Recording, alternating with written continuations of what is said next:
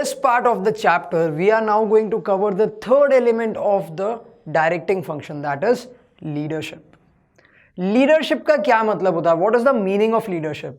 Can be defined as the process of influencing the behavior of people by making them strive voluntarily towards the achievement of organizational goal. That means आप लोगों के thinking pattern को, उनके behavior को influence कर रहे हो. कैसे? आपके खुद के एक्शन से.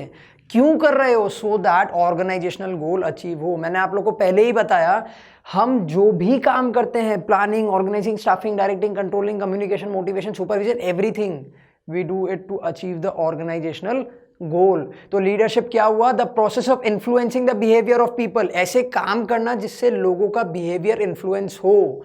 ठीक है, वॉलेंटरीली, कंपल्सरी नहीं, वॉलेंटरीली. वॉलेंटरी मतलब खुद की इच्छा से उनका बिहेवियर चेंज हो, so that they can work towards the achievement of organizational goal.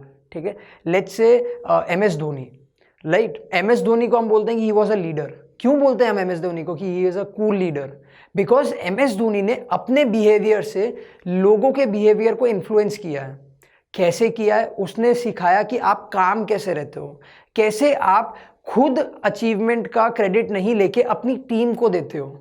सो जब उसने ये सिखाया तो अब हो सकता है आने वाले जो नए कैप्टन्स होंगे इंडियन टीम के, वो शायद धोनी के इस पूरे के पूरे प्रोसेस या इस बिहेवियर से इन्फ्लुएंस होंगे. राइट? सो लीडरशिप क्या हुआ? Influencing the behaviour of others voluntarily to achieve the organisational goal.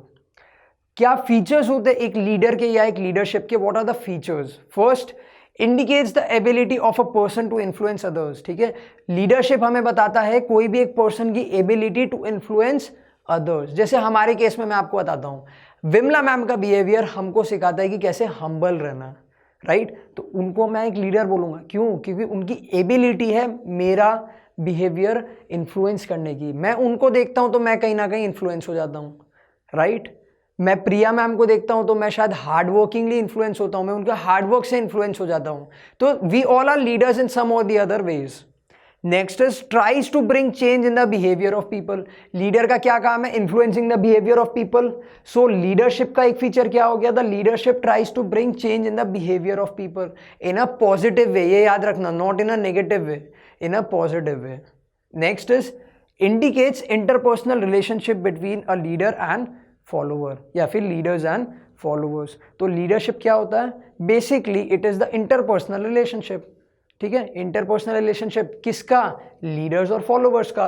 Leaders जो बोलेंगे फॉलोवर्स वो करेंगे. राइट? लीडर्स जैसे एक्ट करेंगे, जैसे बिहेव करेंगे, फॉलोवर्स वैसे ही एक्ट या वैसे ही बिहेव करेंगे. तो लीडरशिप हमें एक इंटरपर्सनल रिलेशनशिप दिखाता है between the leaders and the followers. Next is exercise to achieve the common goal of the organisation. मैंने आपको पहले ही बता दिया, जितनी भी चीजें हम बीएसटी में पढ़ रहे हैं, एकलौता ऑब्जेक्टिव क्या है? To achieve the organisational goal. तो लीडरशिप क्यों किया जाता है? So that the employees work, employees का बिहेवियर चेंज हो जाए and they work in a way so that the organisational goal is achieved. And the last is a continuous process. ठीक है, हम लाइफ में हर बार किसी ना किसी को देख के कोई काम करते हैं. जब हम पढ़ते थे तो हम टीचर्स की बात सुनते थे, या फिर हम अपने कोई फ्रेंड को देख के पढ़ते थे कि हाँ वो ऐसे करता है. जब हम वर्क करते हैं, जब हम कोई ऑर्गेनाइजेशन चालू करते हैं या हम कोई ऑर्गेनाइजेशन में जॉब करते हैं, तो हम शायद हमारे सुपीरियर, हमारे लीडर को देखते हैं वापस.